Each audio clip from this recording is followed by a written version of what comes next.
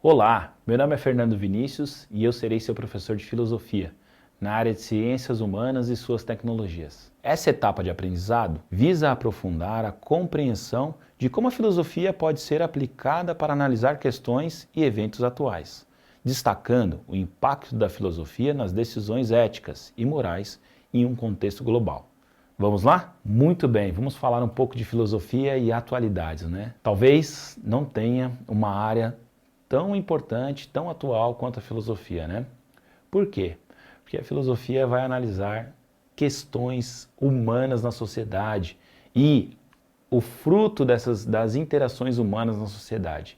E os humanos, ultimamente, não têm dado folga, eles têm interagido muito. Infelizmente, têm gerado muitos problemas também, né? Mas, e isso também é a área da filosofia analisar, mas também tem muita coisa boa, muita coisa interessante para a gente pensar, né? E a filosofia, ela nos dá a possibilidade de analisar criticamente e profundamente todas as questões que ocorrem na sociedade. E nos dias atuais, nós temos um ponto fundamental que nos ajuda nessa análise, que é a quantidade de informação. A quantidade de informação, ela é muito grande hoje, talvez não tenha tido na história, né, outro momento que todas as pessoas tivessem acesso a uma quantidade tão grande de informações. E é aí que a filosofia é extremamente importante.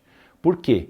Nós precisamos analisar corretamente, profundamente e de forma complexa essas informações para a gente poder ter uma visão ampla e correta do que exatamente está acontecendo, né?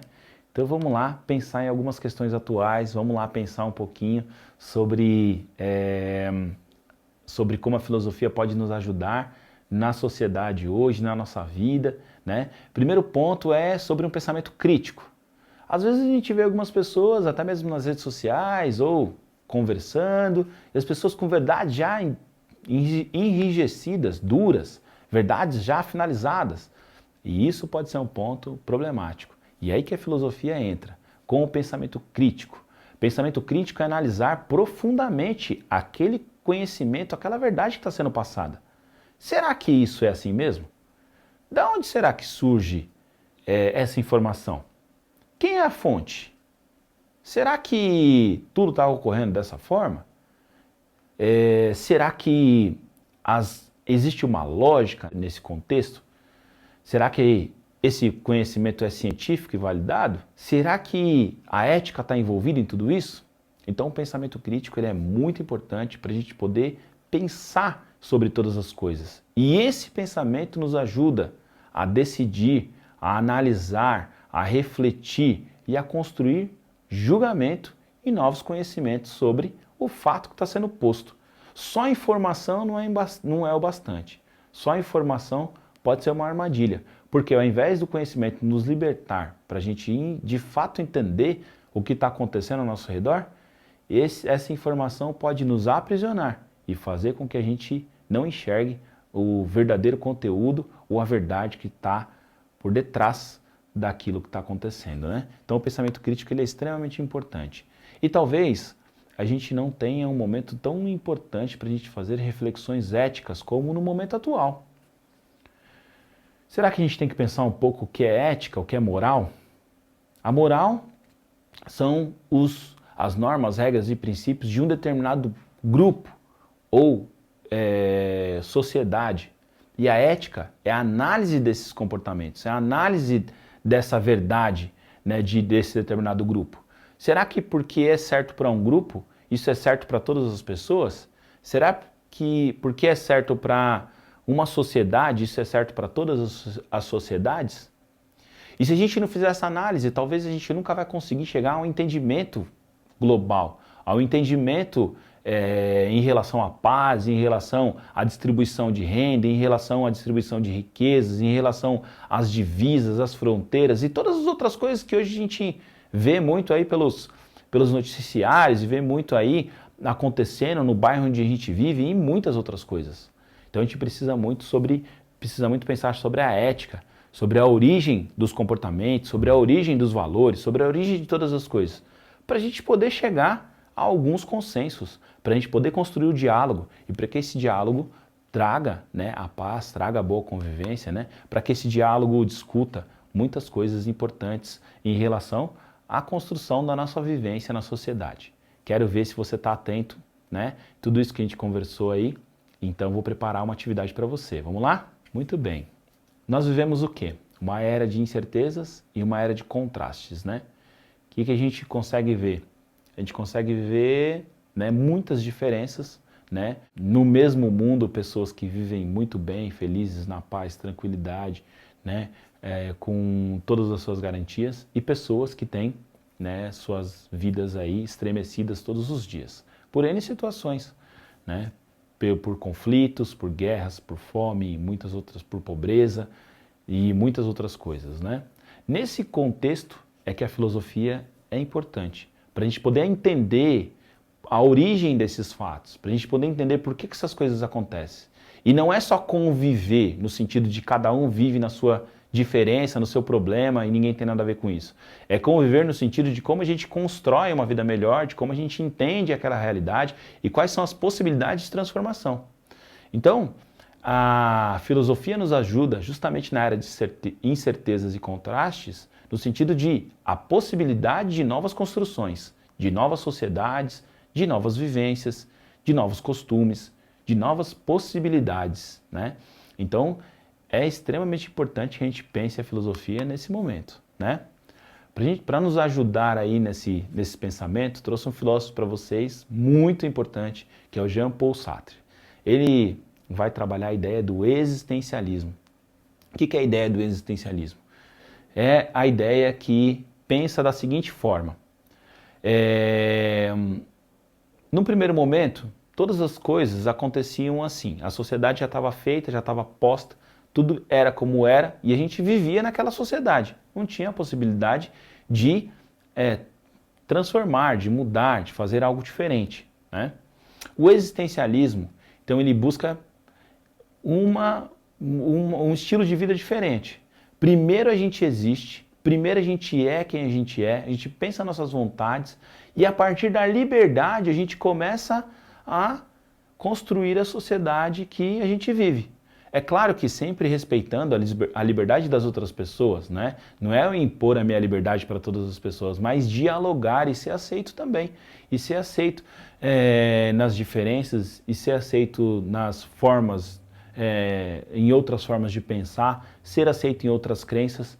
Então, o que era no primeiro momento a essência precedia a existência, ou seja, a sociedade é que dizia como as pessoas iam viver. No existencialismo, a existência, ou seja, as pessoas existem para depois construir a essência e construir a sociedade, construir a vivência das pessoas que estão ao seu redor. E, claro, tudo isso com muito diálogo e muito entendimento. Então, o existencialismo é não só aceitar tudo que está sendo colocado para nós, mas discutir sobre o que está sendo colocado para nós e ter a liberdade de poder escolher e de poder construir um mundo ao seu redor. É isso que precede, é isso que o Jean-Paul Sartre coloca como um ponto fundamental e é isso que ele nos traz como a ideia de existencialismo, né? Tudo isso fundamenta a ideia da filosofia pós-moderna. Bom, a filosofia moderna é aquela filosofia que é construída no iluminismo, né? Através de ideias muito concretas, muito fixas, muito presas, né? Então, é uma ideia racional, né? Isso é importante, mas a razão sem possibilidades de enxergar outras visões de mundo, né? Então, uma razão que não coloca todas as pessoas para dialogar no mesmo lugar, né? A pós-modernidade vai trazer um pouco mais de complexidade para essa discussão, né? Então vamos entender aqui que a modernidade chega ali no seu ápice, no auge da industrialização e para a filosofia moderna, a industrialização seria o ponto mais alto, como se a sociedade andasse num passo linear. E a industrialização seria o ponto mais alto da sociedade, seria a perfeição, vamos dizer assim. Todo mundo se industrializasse, todo mundo tivesse aquelas possibilidades, todo mundo seria feliz. Mas a pós-modernidade vai dizer assim, olha, não é bem assim que as coisas acontecem. Essa felicidade não chegou para todos e nem trouxe uma vida melhor, a possibilidade de uma vida melhor para todas as pessoas.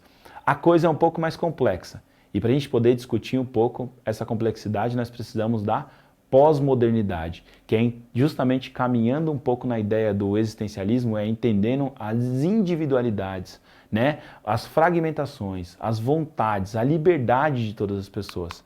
E eu quero ver se você está esperto aí, se você está estudando, se você está atento. Vou deixar mais uma atividade para você. Vamos lá, responde para mim.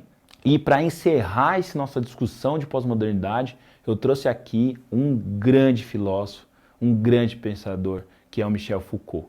E ele vai trabalhar na ideia, ele vai estudar as relações de poder que a sociedade tem com o indivíduo.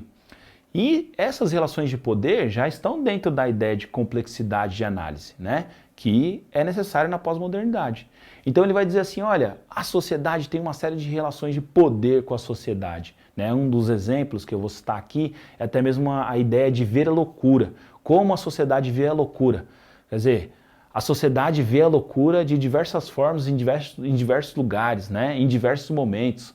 Né? No primeiro momento ali, aquela pessoa que era alucinado, louco, ele era uma pessoa que tinha condições de ver um futuro diferente. Né? Depois, isso se modifica um pouco e a loucura é vista como algo delinquente, o louco é o criminoso, é o cara que não se encaixa nos padrões sociais. Né?